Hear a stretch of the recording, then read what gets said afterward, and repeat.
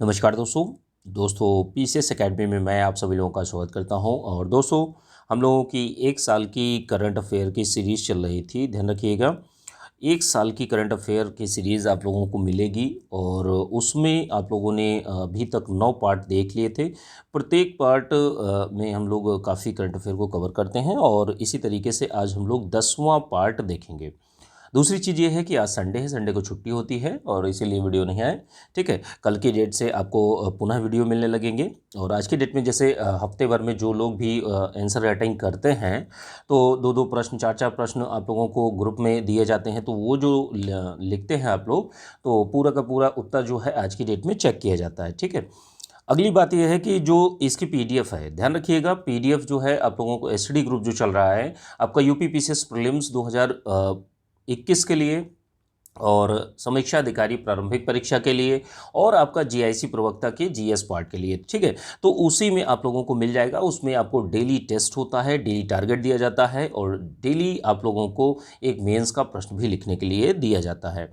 तो ये सारी की सारी प्रक्रिया है। उसकी बिल्कुल नॉमिनल फ़ी भी रखी गई है, मात्र 500 रुपये, जिससे आप जो सीरियस स्टूडेंट हैं वही केवल उसमें एडमिशन ले सकें। ठीक है, कुछ चीज़ें और भी हैं दोस्तों कि देखिए, इस समय, जैसे इस समय अगर देखेंगे तो 60 से 65 दिन आप लोगों के प्रारंभिक परीक्षा में बाकी हैं। और अब आप लोगों को, जैसे देखिए, अभी तक आप लोगों ने जितना पढ़ा है, जहाँ से भी पढ़ा है या नहीं पढ़ा है, तो ये बहुत बड़ी गलत बात है। ठीक है, क्योंकि देखिए, मैं डेली डेली आप लोगों को यही कहता हूँ कि भाई आज से पढ़ना स्टार्ट कर दीजिए, क्योंकि देखिए, नहीं पढ़ेंगे प्रारंभिक परीक्षा नहीं निकलने वाली और मुख्य परीक्षा तो बिल्कुल भी नहीं, क्योंकि देखिए, मुख्य परीक्षा के लिए आपको डेली आंसर राइटिंग करनी पड़ेगी। इसीलिए मैं सभी लोगों से बोलता हूं कि भाई आप लोग डेली आंसर राइटिंग एटलीस्ट 2 प्रश्नों की तो करिए ही, किसी भी तरीके से। ठीक है, जैसे पूरा का पूरा टाइम आप प्रारंभिक परीक्षा को दीजिए, लेकिन आधा घंटा जो है वो आप 2 प्रश्नों को दीजिए। ठीक है, तो जिससे सारी की सारी चीज़ें बेहतर हो जाएं। और जो लोग भी देखिए, जो लोग भी पढ़ाई कर रहे हैं, आप लोग ये अपने आप से पूछिए कि अभी तक आप लोगों ने कितना आउटपुट लिया। ठीक है, जितना भी आउटपुट है, देखिए क्या एक दिन के अनुसार सारी की सारी चीज़ें कवर हो पा रही हैं। तो इन सारी चीज़ों पर ध्यान में रखते हुए बेहतर तरीके से आप लोगों को कार्य करना है। अगर अभी भी आप सोए हुए हैं तो ये बहुत गलत कर रहे हैं आप लोग, क्योंकि देखिए अब बहुत ही कम दिन बचे हुए हैं, लगभग 60 से 65 दिन बचे हुए हैं प्रारंभिक परीक्षा में। तो अब आप लोगों को कमर कस लेनी चाहिए। डेली डेली करंट अफेयर ध्यान रखिएगा, जैसे कोई दिक्कत आ जाती है तभी करंट अफेयर नहीं आएगी, नहीं तो डेली करंट अफेयर जब तक एग्ज़ाम है, ध्यान रखिएगा, एंड मई तक, 15 मई तक आप लोगों को करंट अफेयर डेली मिलती रहेगी। और ये जो करंट अफेयर है, करंट अफेयर कई बुकों का समावेश किया गया है, इसमें 4-4, 5-5 बुकें जो हैं वो कवर की जाएंगी, जिससे एक एक बुक करके आपका सारा का सारा करंट अफेयर के क्वेश्चन जो हैं वो आपके नहीं छूटने चाहिए। और क्वेश्चन भी जैसे करंट अफेयर की न्यूज़ भी आपको इस तरीके से बताई जाती है कि कोई भी न्यूज़ छूटे ना। जैसे एग्ज़ाम में क्या हो सकता है, वो लाइनर पूछा जा सकता है और या तो वह स्टेटमेंट में दे सकता है, 2-3 स्टेटमेंट दे दे। तो आप लोगों को हर तरीके से तैयारी करनी होगी, चीज़ों को कन्फर्म करना होगा। बस आपका कार्य है जो करंट अफेयर बताई जा रही है उसको रटते रहिए। कई बुकों का समावेश मैं इसीलिए कर रहा हूँ, उसमें जैसे क्रॉनिकल है, घटनासार है और परीक्षा मंथन है, घटना चक्र है, और ये सारी बुकों का समावेश आप लोगों के उसमें किया जाएगा करंट अफेयर में। तो अच्छे से जो भी करंट अफेयर दी जा रही है, करंट अफेयर को आप लोग पढ़ते रहिए। इसकी स्टडी जो पीडीएफ है स्टडी ग्रुप में मिल जाएगी। जो लोग भी अपना इच्छुक हो ज्वाइन करने के, ज्वाइन कर सकते हैं। 9140085178 इस नंबर पर आप लोग मैसेज करके जानकारी ले सकते हैं। जो लोग भी अभी से पीसीएस मुख्य परीक्षा की तैयारी करना चाहते हैं, एटलीस्ट आप 2-2 प्रश्नों को डेली लिखना चाहते हैं, तो आप लोग पीसीएस मेंस का बैच भी ज्वाइन कर सकते हैं, इस नंबर पर जानकारी ले सकते हैं। आइए आज की जो करंट अफेयर है, करंट अफेयर को देखते हैं। 106 नंबर न्यूज़ है, अमेरिका के 46वें राष्ट्रपति से संबंधित। तो देखिए, 20 जनवरी 2021 को 46वें राष्ट्रपति बने हैं। कौन बने हैं? Joe Biden. यह किस पार्टी से ताल्लुक़ रखते हैं, तो इसको भी आप थोड़ा सा ध्यान रखिए कि यह जो बाइडेन जो बने हैं, ठीक है, राष्ट्रपति 46वें। देखिए, ये नंबरिंग इंपॉर्टेंट है, नाम इंपॉर्टेंट है, किस पार्टी से ताल्लुक़ रखते हैं ये थोड़ा सा ध्यान रखिएगा। दूसरी अगली चीज़ जो है, पहली महिला उपराष्ट्रपति बनी है, ध्यान रखिएगा, भारतीय मूल की हैं, कमला हैरिस। तो ये भी इंपॉर्टेंट हो जाता है। अब देखिए, बहुत ज़्यादा डीप गया तो भाई परसेंटेज पूछ सकता है कि कितनी सीटें मिली। बाइडेन को 306 मिली, डोनाल्ड ट्रंप को 232 सीटें मिली, ठीक है। परसेंटेज में अगर पूछा पूछा कि कितने परसेंट वोट जो है बाइडेन को मिले, तो 46.9%, क्योंकि देखिए पूरे विश्व में सबसे शक्तिशाली देश के राष्ट्रपति हैं ये, तो इसलिए थोड़ा सा लॉजिकल हो जाता है पूछने के लिए। बाकी करंट अफेयर में तो इतना कभी पूछेगा ही नहीं। ठीक है।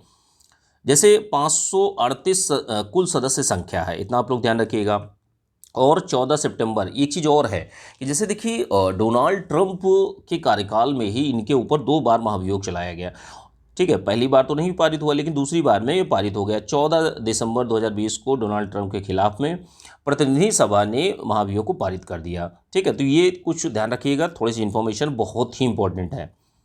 अगली करंट अफेयर की न्यूज़ जो है 107 नंबर न्यूज़ है, वन प्लैनेट सम्मेलन 2021 से संबंधित। तो ध्यान रखिएगा, यह सम्मेलन जो होता है वो आपका 2 संस्थाओं द्वारा आयोजित किया जाता है, संयुक्त राष्ट्र और विश्व बैंक के द्वारा। इसका उद्देश्य क्या होता है? उद्देश्य होता है कि जैव विविधता की रक्षा करना। ये चौथा सम्मेलन था, ध्यान रखिएगा, चौथा सम्मेलन था। इसकी थीम क्या थी? Let's act together for nature. तो यह इसकी थीम थी, तो इसको भी आप लोग ध्यान रखिएगा। जो महत्वपूर्ण चीज़ें हैं, सबसे ज़्यादा इंपॉर्टेंट चीज़ें हैं, वही आप लोगों को दी जाती हैं, कम से कम आपके क्वेश्चन गलत ना हो। अब देखिए 108वां नंबर करंट अफेयर है, जलवायु परिवर्तन प्रदर्शन सूचकांक। देखिए क्लाइमेट चेंज और प्रकृति, जैव विविधता, बच्चे, महिलाएं, इनसे संबंधित प्रश्न बहुत ज़्यादा पूछे जाते हैं। और मोस्टली क्या होता है, इन्वायरमेंट से संबंधित बहुत ज़्यादा प्रश्न पूछे जाते हैं। तो ये जो इंडेक्स है ये भी बहुत ही ज़्यादा इंपॉर्टेंट होता है। अब देखिए इंपॉर्टेंट क्या होता है, जैसे जारीकर्ता संगठन कौन सा है? 2 संस्थाएं हैं, जर्मन वॉच और न्यू क्लाइमेट इंस्टीट्यूट और क्लाइमेट एक्शन नेटवर्क के द्वारा दोनों को मिला, ये दोनों संयुक्त रूप से इसको जारी करते हैं। 4 श्रेणियों में इसका आकलन किया जाता है। भारत की रैंकिंग, ध्यान रखिएगा, यह इंपॉर्टेंट है। अब अगर बहुत ज़्यादा डीप जाता है तो हो सकता है आपसे अंक भी पूछ ले कि 63.9 अंक के साथ में भारत 10वें पायदान पे है। ठीक है। और सबसे बड़ी बात यही है कि पहले 3 स्थानों पर कोई नहीं है देश। ठीक है, 1 और 2 पे नहीं है, तीसरे पे भी नहीं है, चौथे में देखिए स्वीडन है, ध्यान रखिएगा। चौथे में कौन सा देश है? स्वीडन है। ये 4 श्रेणियां हैं जिनके आधार पर बनाया जाता है, ग्रीन हाउस उत्सर्जन, नवीकरणीय ऊर्जा, ऊर्जा उपयोग, जलवायु नीति। तो ये 4 श्रेणियां जिनके आधार पर इस इंडेक्स को तैयार किया जाता है। बहुत ही ज़्यादा इंपॉर्टेंट इंडेक्स है, कई बहुत बार पूछा गया है, तो इसलिए ज़्यादा इंपॉर्टेंट है। ठीक है, आइए अगली करंट अफेयर की न्यूज़ जो है थोड़ा सा वन लाइनर टाइप के क्वेश्चन में पूछा जा सकता है, क्योंकि देखिए किसी भी देश की महिला जब पीएम कोई बनती है तो वो बहुत ही ज़्यादा वैश्विक स्तर पर बहुत ही ज़्यादा अच्छी बात होती है, महिला सशक्तिकरण की बात होती है, तो इसलिए आयोग पूछ सकता है। एस्टोनिया की पहली महिला प्राइम मिनिस्टर बनी है, कौन बनी है? 24 जनवरी 2021 को बनी है, राजा कालास बनी है। कौन सी बनी है? राजा कालास। कौन सी पार्टी से थी? रिफॉर्म पार्टी से ये थी। अगला जो इंडेक्स है लोकतंत्र, वैश्विक लोकतंत्र सूचकांक 2020, तो इसको जारी किया गया है 3 फरवरी 2021 को। ये भी बहुत ही ज़्यादा महत्वपूर्ण इंडेक्स है, बहुत बार पूछा गया है, ध्यान रखिएगा, बहुत ही बार पूछा गया है, तो इसलिए आप लोग सारी की सारी चीज़ें ध्यान रखिएगा। जो भी चीज़ें बताई जा रही हैं, मोस्ट इंपॉर्टेंट चीज़ें जो आप लोगों को एग्जाम के पॉइंट ऑफ व्यू से बहुत ही ज़्यादा महत्वपूर्ण है, उनको आप लोगों को बताया जा रहा है। जारीकर्ता संगठन कौन सा है? द इकोनॉमिस्ट इंटेलिजेंस यूनिट के द्वारा जारी किया जाता है। 3 फरवरी 2021 को 2020 का जारी किया गया, ध्यान रखिएगा। शीर्षक क्या है? शीर्षक है democracy in sickness and in health. तो यह इसकी शीर्षक है, थीम है। और शीर्ष पर कौन है?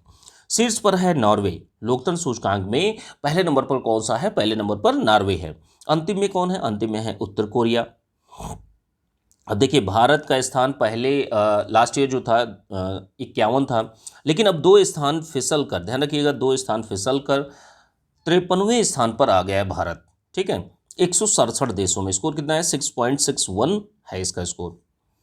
अगली करंट अफेयर की न्यूज़ जो है यूएनडीपी, संयुक्त राष्ट्र विकास कार्यक्रम, यूनाइटेड नेशन डेवलपमेंट प्रोग्राम की मानव विकास रिपोर्ट 2020 जारी की गई है। कब जारी की गई है? 16 दिसंबर 2020 को 2020 की यह रिपोर्ट जारी की गई 189 देशों में। ध्यान रखिएगा, मानव विकास रिपोर्ट कौन जारी करता है? यूएनडीपी जारी करता है। शीर्ष पर कौन है? शीर्ष पर नॉर्वे है। अंतिम में कौन सा है? नाइजर। ये थोड़ा सा ध्यान रखिएगा आप लोग।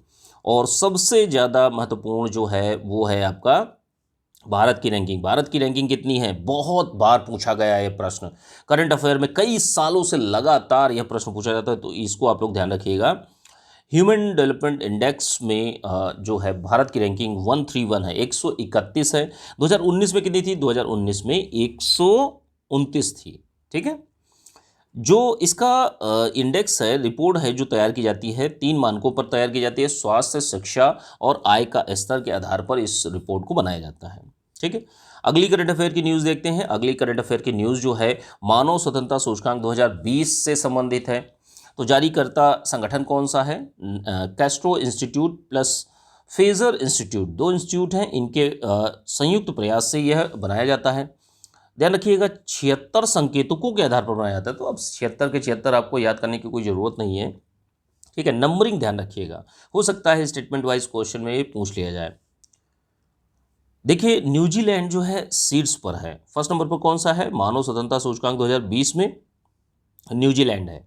अंतिम पर कौन है? अंतिम में है सीरिया। भारत का इसमें स्थान कौन सा? भारत का इसमें स्थान 111वां है। ध्यान रखिएगा भारत का स्थान जो है 11वां है।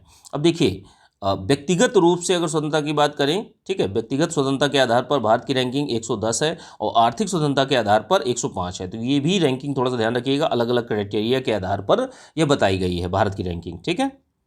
अगली करंट अफेयर की न्यूज़ जो है 113 नंबर है। वैश्विक ज्ञान नेटवर्क 2020 के बारे में जारीकर्ता संगठन कौन सा है? 2 संगठन हैं, संस्थाएं हैं, UNDP United Nation Development Programme और दूसरा मोहम्मद बिन राशिद अल जो करतूम, ठीक है, करतूम नॉलेज फाउंडेशन के द्वारा, ठीक है, यह जो आपका वैश्विक ज्ञान नेटवर्क जारी किया गया है 2020 का। ध्यान रखिए शीर्ष पर कौन सा देश है? शीर्ष पर स्विट्जरलैंड है। लगातार 4 वर्षों से ये शीर्ष पर है। भारत की रैंकिंग यही इंपॉर्टेंट है, कितनी है? 75 है, इतना ध्यान रखिएगा। ये कितने कारकों पर आधारित है? तो ये 133 कारकों पर आधारित है। अब देखिए जो केंद्रीय बजट है, केंद्रीय बजट 2021 और 22, तो इसकी मुख्य मुख्य बातों को अब हम लोग एक एक करके देखेंगे। काफ़ी चीज़ें हैं, तो जो इम्पोर्टेंट फैक्ट्स हैं जो पूछे जा सकते हैं प्रारंभिक परीक्षा में, तो उनको मैं आप लोगों के सामने पेश कर रहा हूँ। ठीक है। 114 नंबर करंट अफेयर है। देखिए 1 फरवरी 2021 को निर्मला सीतारमण जी ने बजट 2021-22 का पेश किया। अब एनडीए का देखिए, एनडीए पार्टी का पूरा ये 8वां बजट था और जो इधर मोदी जी का कार्यकाल है, दूसरे कार्यकाल का यह तीसरा बजट था। तो ये थोड़ा सा नंबरिंग ध्यान रखिएगा, कभी कभी पूछ सकता है। पहली बार ऐसा हुआ है, ध्यान रखिएगा, पहली बार ऐसा हुआ है कि बजट जो है डिजिटल रूप में प्रस्तुत किया गया है। कैसे प्रस्तुत किया गया है? डिजिटल रूप में। 2021-22 के लिए बजट को आपदा से अवसर ढूंढने वाला बजट बताया गया है। तो ये लाइन ही, पंच लाइन जो है बहुत ही ज़्यादा इंपॉर्टेंट है, तो इसको आप ध्यान रखिएगा। आपदा से अवसर ढूंढने वाला बजट। ठीक है। 6 स्तंभ हैं इसके, 6 स्तंभों पर यह आधारित है। स्वास्थ्य एवं कल्याण, भौतिक एवं वित्तीय पूंजी एवं अवसंरचना। तीसरा है आकांक्षी भारत का समावेशी विकास। चौथा है मानव पूंजी का पुनः शक्तिवर्धन। 5वां है नवाचार अनुसंधान विकास और 6वां है न्यूनतम सरकार अधिकतम शासन। तो ये आपके 6 थीम है, इनको थोड़ा सा ध्यान रखिएगा, कभी कभी पूछ सकता है। 4 दे दिया, 3 दे दिया, एक कोई दूसरा अलग से दे दिया, तो पूछ लिया कि भाई कौन सा 6 स्तंभों में शामिल है। ठीक है। तो इस तरीके से प्रश्न बन सकता है, आप लोग ध्यान रखिएगा। और दोस्तों थोड़ा सा हैंडराइटिंग ठीक नहीं है, पढ़ने योग्य है, बस हाँ आप नॉलेज से मतलब रखिए। थोड़ा सा पढ़ने योग्य है, ना है कि आप पढ़ सकते हैं। ठीक है। हैंडराइटिंग मेरा उतनी अच्छी नहीं है। आइए अगली करंट अफेयर को देखते हैं। 2020 और 21 का कुल व्यय जो है आपका 30,40,230 करोड़ अनुमानित किया गया है। और ध्यान रखिएगा जो 175,000 करोड़ रुपए जो है सार्वजनिक उपक्रमों में विनिवेश करने का लक्ष्य रखा गया है। तो ये लक्ष्य ही इंपॉर्टेंट हो जाता है, इतना आप लोग ध्यान रखिएगा। अब 2-3 क्राइटेरिया हैं, ये बहुत ज़्यादा पूछे जाते हैं डेटा। राजस्व घाटा जीडीपी का कितने % है? बहुत बार पूछा जाता है, बहुत ही ज़्यादा इंपॉर्टेंट है। ये परसेंटेज ही पूछा जाता है, कभी अमाउंट नहीं पूछा जाता है। ठीक है। राजस्व घाटा जीडीपी का 5.1% है। प्रभावी राजस्व घाटा 4.1% है। और 2021-22 का राजकोषीय घाटा कितना है? 6.8% है।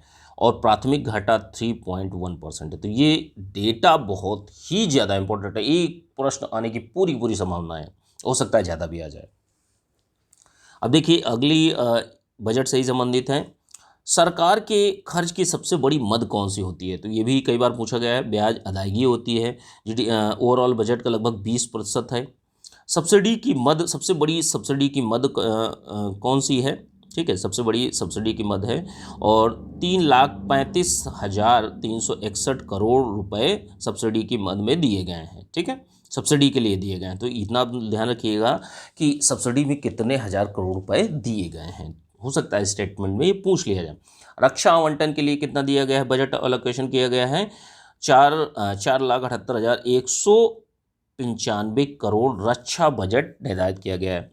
सबसे बड़ी योजना कौन सी ऐसी योजना है जिस पर सबसे ज़्यादा खर्चा किया गया है? तो 1,15,000 करोड़ रुपए खर्चा किया गया है राष्ट्रीय स्कूल मध्याह्न भोजन योजना पर। तो ये भी आप लोग ध्यान रखिएगा, बहुत ही ज़्यादा इंपॉर्टेंट है। अब देखिए, ये थोड़ा सा नॉर्मल क्वेश्चन है, कभी कभी पूछ भी सकता है कि 2.5 लाख तक आयकर जो होता है तो उसको टैक्स फ्री रखा गया है, कर मुक्त रखा गया है। अब देखिए 2021-22 के बजट में प्रधानमंत्री आत्मनिर्भर स्वस्थ भारत योजना का घोषणा की गई है बजट में, और 6 वर्षों में लगभग 64,180 करोड़ रुपए का व्यय इसके तहत किया जाएगा। 2021-22 में कोविड-19 हेतु बजट कितना रखा गया? तो कोविड-19 हेतु 35,000 करोड़, कोविड-19 से लड़ने हेतु 35,000 करोड़ रुपए का बजट एलोकेट किया गया है। ठीक है, अगली करंट अफेयर की न्यूज़ कौन सी है? अगली करंट अफेयर की न्यूज़ जो है वो आपके जल जीवन मिशन शहरी से संबंधित है। तो इसका लक्ष्य क्या है? 2.86 करोड़ घरों में नल कनेक्शन लगवाना। इसका बजट कितना है? 4,378 करोड़ रुपए है। इसके माध्यम से स्थानीय निकायों में सार्वभौमिक जलापूर्ति, जो पानी होता है, स्वच्छ जल जो होता है, 2.86 घरों में नल कनेक्शन देकर सार्वभौमिक जलापूर्ति को सुनिश्चित किया जाएगा। अगली करंट अफेयर की न्यूज़ कौन सी है? बजट से संबंधित। तो कृषि एवं सहायक क्षेत्रों हेतु 2021-22 के लिए एक योजना स्टार्ट की गई है। कौन सी? उसका नाम क्या है? स्वामित्व योजना देश भर में लागू की जाएगी। तो ये भी इंपॉर्टेंट है। बजट की चीज़ें हैं, कई बार पूछ लिया जाता है। ठीक है, ऑपरेशन ग्रीन स्कीम स्टार्ट की गई है 2021 और 22 के बजट में। घोषणा क्या है? इसकी घोषणा की गई है जल्द खराब होने वाली 22 फसलों को इसमें शामिल किया जाएगा, इनको इस योजना से लाभ मिलेगा। 2021-22 के बजट में केंद्रीय विश्वविद्यालय की भी स्थापना की जाएगी। कहाँ पर? लेह लद्दाख में। तो ये भी थोड़ा सा इंपॉर्टेंट है, ध्यान रखिएगा। बीमा क्षेत्र में एफडीआई की सीमा जो है 49 से बढ़ाकर 74% कर दी गई है। तो ये भी आप थोड़ा सा ध्यान रखिएगा। और लास्ट में है उज्ज्वला योजना का लाभ जो है 8 करोड़ परिवारों को पहुंचाया गया है। ठीक है, आगे के लिए अगला लक्ष्य जो है 1 करोड़ परिवारों को अब यह जो अतिरिक्त उज्ज्वला योजना का लाभ है वो देने का लक्ष्य रखा गया है। तो यह टोटल आज की करंट अफेयर थी। आज की डेट में अन्य कोई वीडियो नहीं आएगा, यही वीडियो था। ठीक है, करंट अफेयर क्योंकि देखिए करंट अफेयर अब डेली आप लोगों को लगभग मिलती रहेगी। जिस दिन कोई दिक्कत होती है, कोई समस्या आती है, तभी वीडियोज़ नहीं आते हैं। ठीक है, तो इसकी PDF जो है आप लोगों को UPPCS मेंस जो स्टडी ग्रुप चल रहा है उसमें आप लोगों को मिल जाएगा। और जो लोग भी अपना स्टडी ग्रुप या UPPCS मेंस 2021 का बैच अभी से ज्वाइन करना चाहते हैं तो ज्वाइन कर सकते हैं। नंबर है आपका 9140085178। इस नंबर पर आप लोग मैसेज करके जानकारी ले सकते हैं। ठीक है, चलिए ठीक है, थैंक यू देखने के लिए।